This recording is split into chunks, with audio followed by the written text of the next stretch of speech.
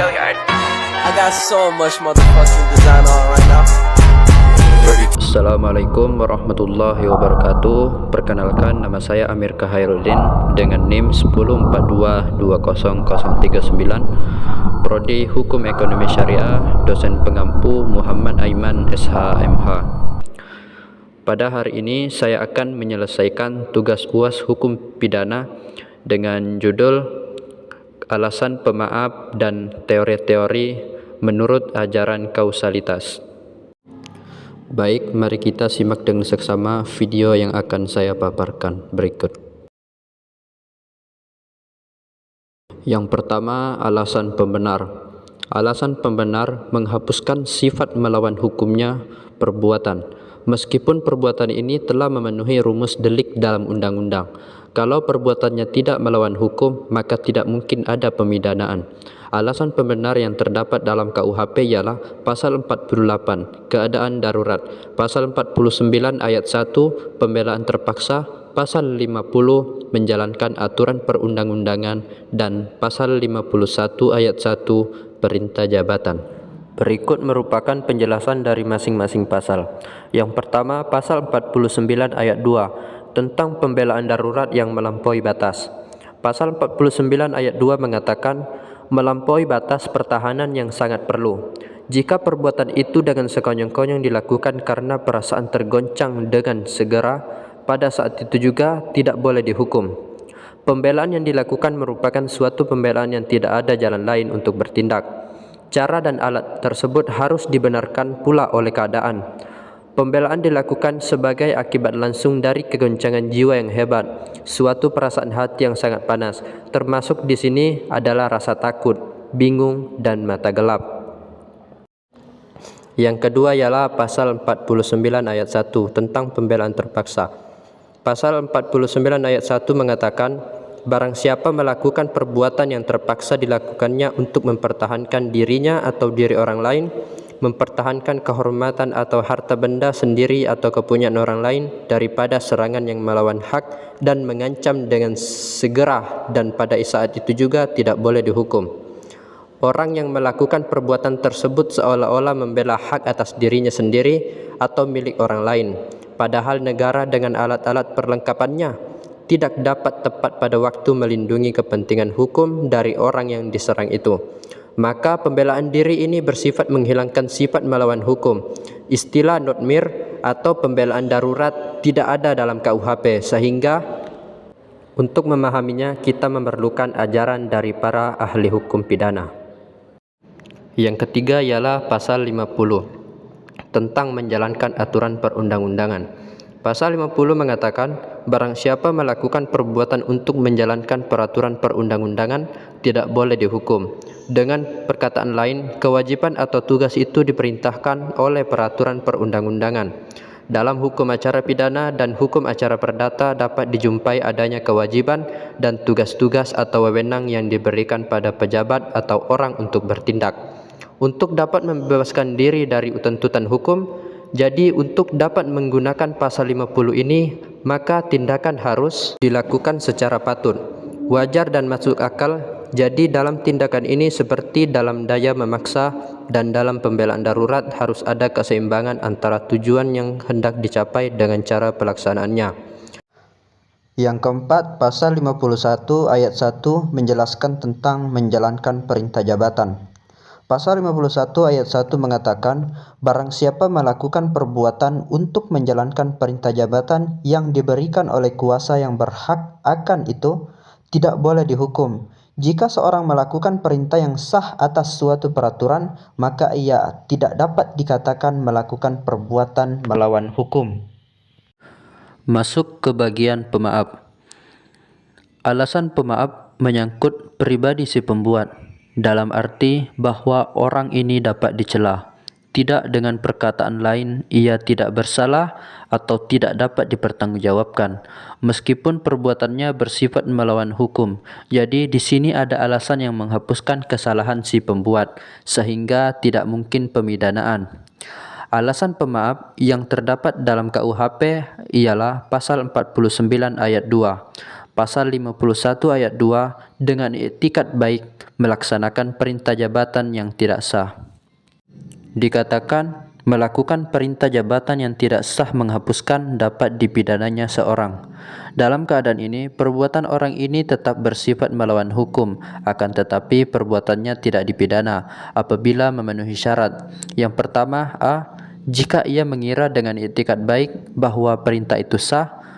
B. Perintah itu berada di dalam lingkungan wewenang dari orang yang diperintah. Berikut merupakan penjelasan dari masing-masing pasal.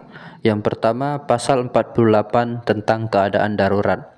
Pasal 48 KUHP mengatakan, barang siapa melakukan perbuatan karena terpaksa oleh suatu kekuasaan yang tak dapat dihindarkan, tidak boleh dipidana.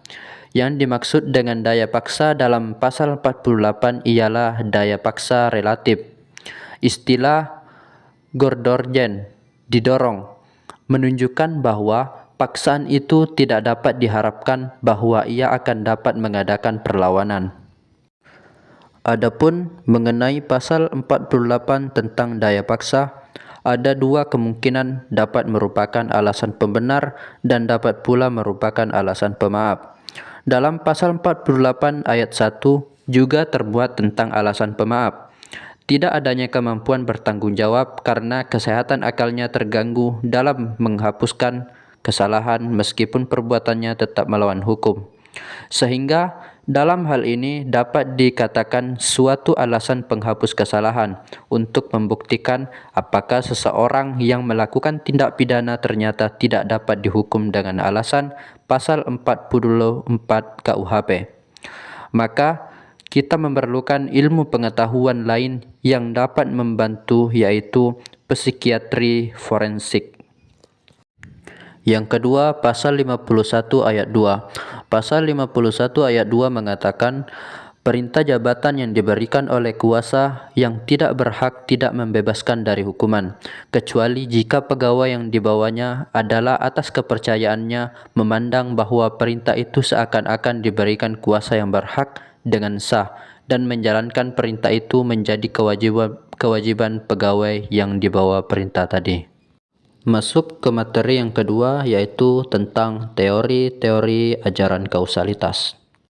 Adapun pengertian kausalitas, yang pertama hal sebab akibat, yang kedua hubungan logis antara sebab dan akibat, yang ketiga persoalan filsafat yang penting, yang keempat setiap peristiwa selalu memiliki penyebab sekaligus menjadi sebab peristiwa lain, yang kelima sebab dan akibat membentuk rantai yang bermula di suatu masa lalu, yang keenam yang menjadi fokus perhatian ahli hukum pidana bukan makna di atas tetapi makna yang dapat dilekatkan pada pengertian kausalitas, agar mereka dapat menjawab persoalan siapa yang dapat diminta pertanggungjawaban atas suatu akibat tertentu.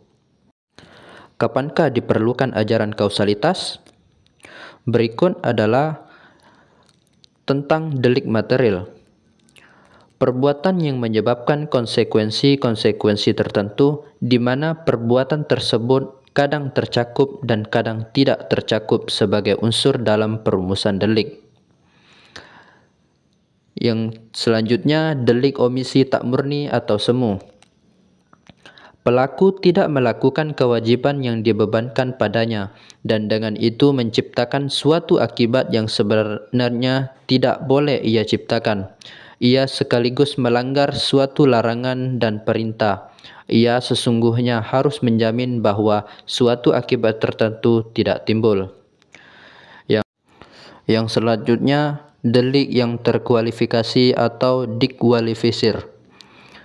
Tindak pidana yang karena situasi dan kondisi khusus yang berkaitan dengan pelaksanaan tindakan yang bersangkutan atau karena akibat-akibat khusus yang dimunculkannya diancam dengan sanksi pidana yang lebih berat ketimbang sanksi yang diancamkan pada delik pokok tersebut. Pengualifikasian delik juga dapat dilakukan atas dasar akibat yang muncul setelah delik tertentu dilakukan. Berikut adalah ajaran kausalitas. Yang pertama, conditio sine qua non atau ekuivalensi.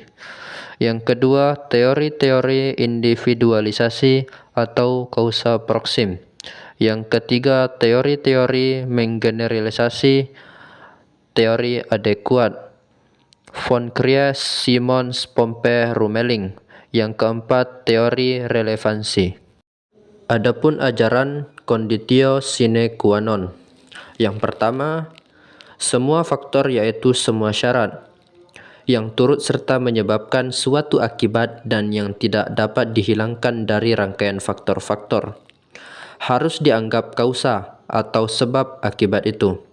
Yang kedua, semua syarat nilainya sama. Yang ketiga, ada beberapa sebab. Yang keempat, syarat. Adapun pembatasan ajaran von Bury. Yang pertama, pembatasan ajaran von Bury oleh Van Vammel dibatasi dengan ajaran kesalahan, dolus atau culpa. Yang kedua, pengkesampingan semua sebab yang terletak di luar dolus atau culpa dalam banyak kejahatan.